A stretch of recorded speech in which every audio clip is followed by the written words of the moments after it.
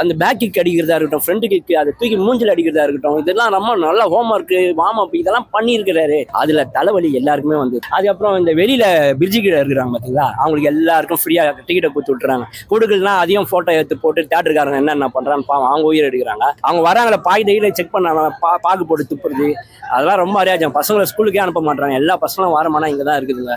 அதெல்லாம் யார் போய் வெளியே சொல்றது?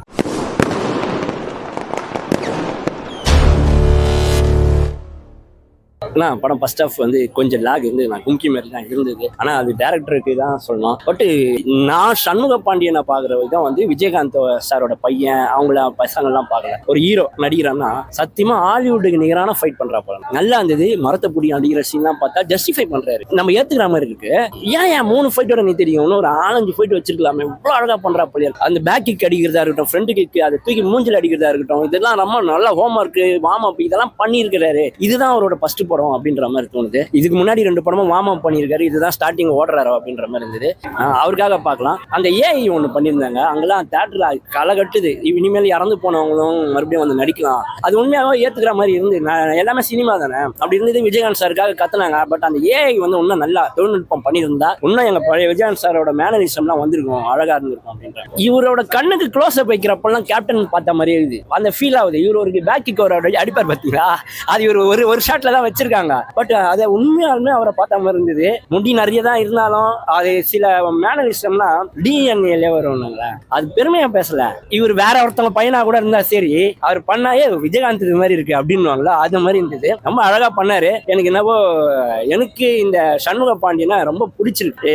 நான் விஜயகாந்த் சார் ரசிகர்லாம் இல்ல, பட் ஆக்ஷனை ஒரு ஜப்பான் மூவி பார்த்தா எப்படி இருக்கும், அந்த காட்டுல சண்டை போடுவாங்க, டோனி ஜான்லாம் போடுவாங்க பாத்தீங்களா, அந்த மாதிரி இருந்தது. இவரோட ஹேர் ஸ்டைலும் அந்த இதுவும் பாக்குறப்ப எனக்கு தெரிஞ்சு தாய் 8 அடினா குட்டி 16 அடி சொல்லுவாங்கல்ல, அது மாதிரி இவர் ஆக்ஷன்ல அவங்க அப்பாவோட மிஞ்சுவார்னு நினைக்கிறேன். இளையராஜா நிறைய காசு கொடுத்துட்டாங்களான்னு தெரியல, அனிருத் மாதிரி வாசிச்சிருக்காரு. அதுதான் பாக்குறேன். எனக்கு தெரியல, இளையராஜோட வாடி அடிக்கல. ஆனா அது ஃபைட்லாம் ரொம்ப அழகா இருந்தது இல்ல. வெளியே வந்தவனே ஆமா இளையராஜா சும்மா வேணா, ஓ இளையராஜா இல்ல ஆனா அனிருத் மாதிரி இருந்தது அப்படின்னு. அவரும் சரி கொஞ்சம் இறங்கி நம்ம முன்னாடி போவோம்னு பண்றாரு போல இது அப்படின்னு தோணுது. ஆனா அதுக்குன்னு அனிருத் வந்து இளையராஜா கிட்ட ராயல்ட்டி கேட்க போறது கிடையாது. கேட்டா இது நான் ஏற்கனவே அந்த பற்ற அஸ்டன்னுவாரு, நீங்க தான் எனக்கு காப்பி அடிக்கிறேன்னு. பட் நல்லா இருந்தது. மியூசிக் பாடல்கள் ஒன்றும் பெருசா செல்ஃப் எடுக்கு. ஆனா டைட்டில் சாங் நல்லா இருந்தது. டைட்டில் ஒரு யானையை வச்சு ஒரு சாங் ஒன்று இருக்கும், அது சூப்பரா இருந்தது. அந்த சாங் அது யானை பிளிர்ற கரெக்டா நேச்சுரலா பிளிர்ற டைம்ல அந்த மியூசிக் கொடுக்குறாங்க.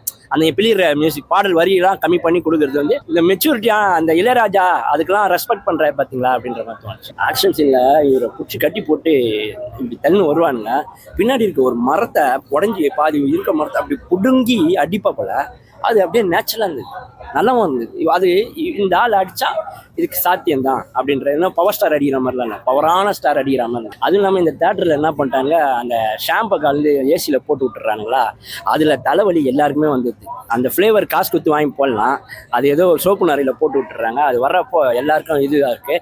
அதுக்கப்புறம் இந்த வெளியில் பிரிட்ஜு கீழே இருக்கிறாங்க பார்த்தீங்களா, அவங்களுக்கு எல்லாருக்கும் ஃப்ரீயாக டிக்கெட்டை கொடுத்து விட்டுறாங்க. கொடுக்கலாம் அதிகம் ஃபோட்டோ எடுத்து போட்டு தேட்டருக்காரங்க என்ன பண்ணுறான்னு பாவம் அவங்க உயிர் எடுக்கிறாங்க. அதுங்க குளிச்சவங்க குளிக்க அதெல்லாம் கூட விட்டுறலாம். அந்த பசங்க ஏஞ்சி நிற்கிறது எல்லாம் ஸ்நாக், ரொம்ப பாத்ரூம்லாம் ரொம்ப அனுப்புற, அவங்க வராங்கள பாய் தையில செக் பண்ணாங்க, பாக்கு போட்டு துப்புறது, அதெல்லாம் ரொம்ப அரியாஜம். பசங்களை ஸ்கூலுக்கே அனுப்ப மாட்டாங்க. எல்லா பசங்களும் வாரமானா இங்கே தான் இருக்குதுங்க. அதெல்லாம் யார் போய் வெளியே சொல்றது? அவங்களாம் படிக்க வைக்கணும். இதுக்காக தான் தமிழ்நாடு கவர்மெண்ட் இரவு பாடசாலை இது காலை உணவு திட்டம், மதிய உணவு திட்டம் எல்லாமே கொடுக்குது. இருந்தால் அந்த பசங்க வந்து தேட்டரில் எல்லார்கிட்ட டிக்கெட்டு இதெல்லாம் பண்ணுறப்போ இன்னும் நம்ம நாடு என்னடா எவ்வளோ கொடுத்தாலும் இதுங்க இப்படி பண்ணுறாங்களே, இன்னும் இவங்களை வளர்த்துக்கிற எண்ணமே இல்லையே. புருஷன் பொண்டாட்டி குழந்தைங்க அதுங்க எல்லாருமே வந்து உட்காடுறாங்க, டிக்கெட்டுக்காக கெஞ்சுறாங்க. இதெல்லாம் தப்பு இல்லை அப்படின்ற மாதிரி தோணுது. பார்க்குறவங்களையும் நிம்மதியாக பார்க்க விட்றது இல்லை, பாத்ரூம்லேயும் இவங்க அடிச்சுக்கின்னு விளையாடின்னு ரொம்ப அலப்புறம் பண்ணுறாங்க.